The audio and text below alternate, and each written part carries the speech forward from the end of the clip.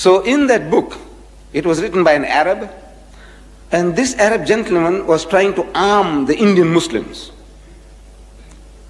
who were at that time at the receiving end of a Christian assault in India.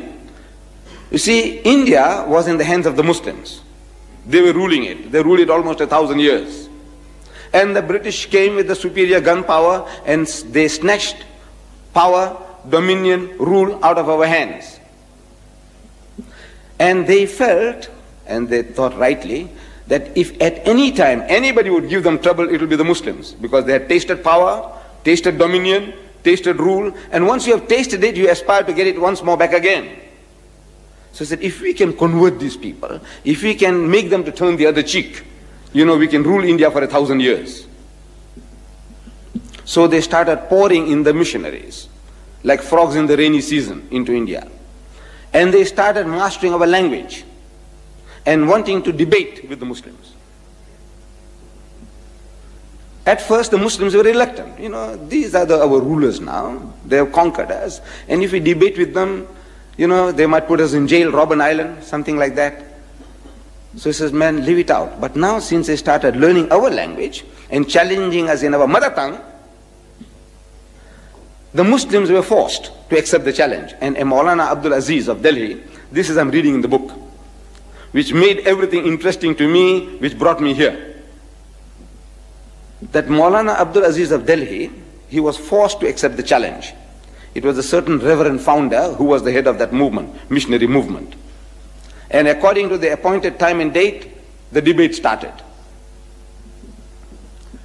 The reverend started the debate with requesting the Maulana. Maulana means our Shaykh or Imam in our language, you see, in the language of the Indian Muslim. He said, Maulana Sahib, telling him in Urdu, sir, respected Maulana, get started. Start the ball rolling. So the Maulana said, look, you are our elder brother. In other words, Christianity precedes Islam by 600 years. So you are 600 years senior to us. So as such, you have the first preference.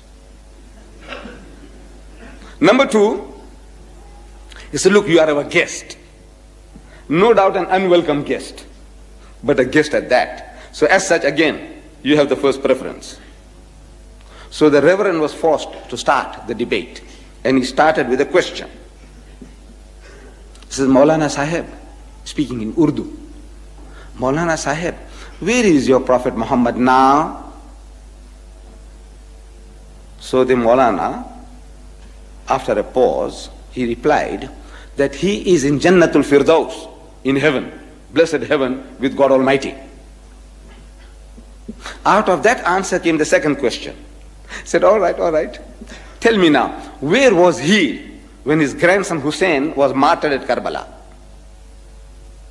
So the Maulana again thought for a moment, and he again replied, he was still in Jannatul Firdaus, in blessed heaven with God Almighty.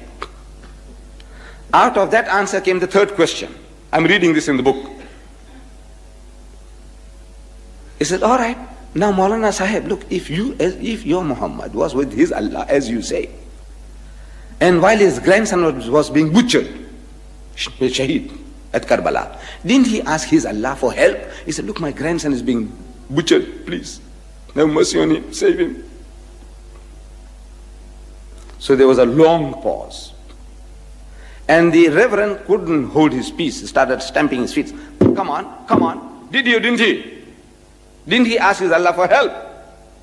Because if somebody is bullying me, and if I have a young heavyweight champion next to me, I say, look, man, akhi, please, man, help me, save me. So didn't he ask his Allah for help? So after a long pause, the Maulana said, yes, he did. He did.